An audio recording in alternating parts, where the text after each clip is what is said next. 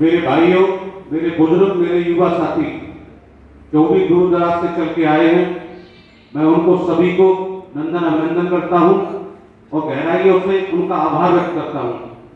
सम्मानित साथियों, जो भरतपुर की जनता ने और सरदारी ने जो सम्मान दिया है, मुझे कई बार भरतपुर में बुलाकर जो सम्मान दिया है उन्होंने, मैं उनका बहुत बहुत आभारी हूं और उनका दिल से नंदन और अभिनंदन करता हूं।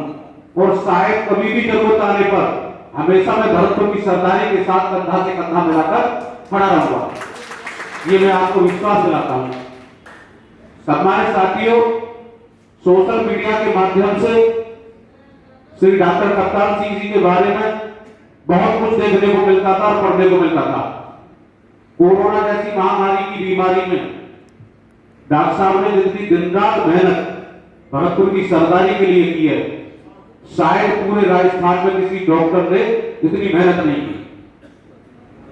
और राजस्थान कोरोना महामारी में सबसे पहले नंबर पे आया था, जो सेंटर सरकार ने भी राजस्थान की सराहना की थी, क्योंकि इन्होंने जिस तरीका से कोरोना की महामारी पर कंट्रोल किया, उस तरीका से प्रधानमंत्री ने भी इनकी सहायता की थी राजस्थान सरकार की, कि वाकई में राजस्थान सरकार कोरोना की महामारी को कंट्रोल कर रही है और इन्हीं के पैटर्न पर पूरे देश में कोरोना की महामारी को कंट्रोल किया जाएगा। लेकिन मेहनती आदमी के साथ हमेशा शोषण होता है, वो चाहे सरकारी कर्मचारी हो या किसान हो या मजदूर हो या नौजवान हो, हमेशा हर सरकार ने जो मेहनत करने वाला व्यक्ति होता है उसका शोषण हमेशा सरकारों ने किया है। इसमें कोई भी जातिवाद की बात नहीं है।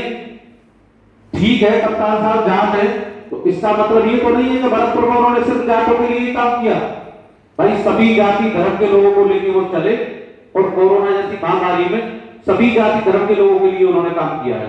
तो मैं चाहता हूं कि ऐसे लोगों को, उनके बारे में भी आवाज उठानी चाहिए जो हमारे लिए 24 घंटा वो खड़े रहे कोरोना जैसी महामारी बीमारी में।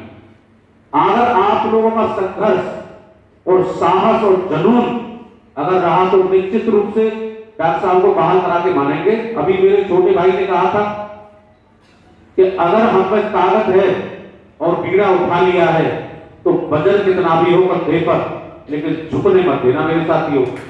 अगर कंधा झुक गया तो समझ लेना कि आप, मैं तो कह के चला जाऊंगा यहां से, भाषण देके यूपी चला जाऊंगा, लेकिन कंधा झुकने से सम्मान किसका जाएगा ये आप जानते अच्छी तरह। अगर सम्मान गया तो सब कुछ गया। तो मैं सबसे हाथ जोड़ के एक ही बात करूंगा और एक ही चीज आपको कहूंगा, ज्यादा समय नहीं लूंगा क्योंकि रैली का समय हो गया है, लोग बहुत बाहर आ चुके हैं, भाषण देने नहीं आए थे, यहाँ सिर्फ रैली का उद्देश्य था, लेकिन गाइडलाइन देना बहुत जरूरी था। मेरा आपसे सभी से एक अनुरोध है कि सभी जाति धर्म के लोग, हमारी मातृशक्ति, युवा शक्ति, हमारे बुजुर्ग जिनके बताए हुए रास्ते पर हम लोग चलते हैं, इन सभी जाति धर्मों को लेके साथ चलोगे और इस संघर्ष को करोगे, तभी आपकी फतेह होगी। ना कि एक जाति के लोगों को लेके चलोगे तो फतेह नहीं मिलेगी। क्योंकि डॉक्टर साहब सरकारी कर्मचारी हैं और सीएमएचओ थे जनपद भरतपुर के, तो वो एक जाति के लिए काम नहीं कर रहे थे, वो हर जाति धर्म के लिए काम कर रहे थे। वो ये नहीं पूछते थे कि आप जाट हो तो तुम्हारा काम होगा, तुम जाट हो तो नहीं होगा, ऐसा कुछ नहीं काम करता। वो भरतपुर की जिस तरीका से सेवा की है उसी तरीका से आप लोगों की सेवा करना चाहते हैं, राजनीति के शिकार हुए हैं। अगर आपका संघर्ष और आपका जुनून रहा तो निश्चित रूप से बाहर करा देंगे। मैं इतना ही कहूंगा, ज्यादा समय नहीं लूंगा, भाषण देने के लिए बहुत समय है, कभी आगे फिर तुम्हारे बीच में आऊंगा, जब संघर्ष होगा तब भाषण देंगे। अब मैं भाषण देने नहीं आया, सिर्फ आपके लिए आवाज उठाने आया हूं कि एक मेहनती और होनहार व्यक्ति के साथ जो शोषण हो रहा है उसको कहीं बर्दाश्त नहीं किया जाएगा। अगर जरूरत कभी पड़ी भरतपुर में आंदोलन होता है तो निश्चित रूप से आपको विश्वास दिलाता हूं साथियों कि पूरी इंडिया से राष्ट्रीय जाट एकता संगठन का पदाधिकारी और एक कार्यकर्ता जनपद भरतपुर को घेरने का काम करेगा।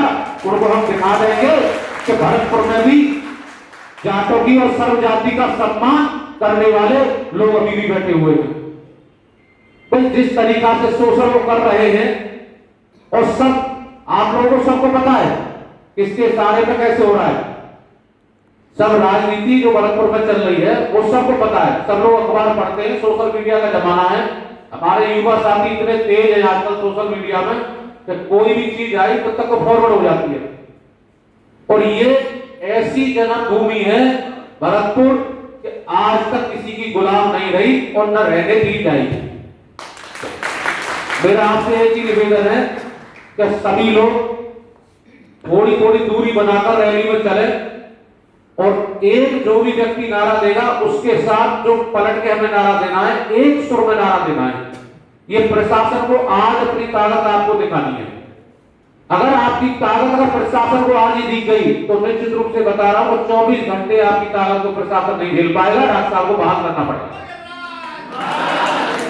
मैं इसी के साथ अपनी बाणी को विराम दूंगा। पुनः सभी भरतपुर की सरदारी के चरणों में झुकाकर नमन करता हूं, नंदन करता हूं, अभिनंदन करता हूं। अभी हम सब लोग देखेंगे साथ में सारी गाड़ियां लाइन से चलेंगी। यहाँ से सारस से बिजलीगढ़ से मानसिंह सर्किट और कला विद्या मंदिर स्कूल के सामने सभी एक रो में सभी अपने हिसाब से सोशल डिस्टेंसिंग कर लेंगे। थोड़ा थोड़ा गैप करके गाड़ियां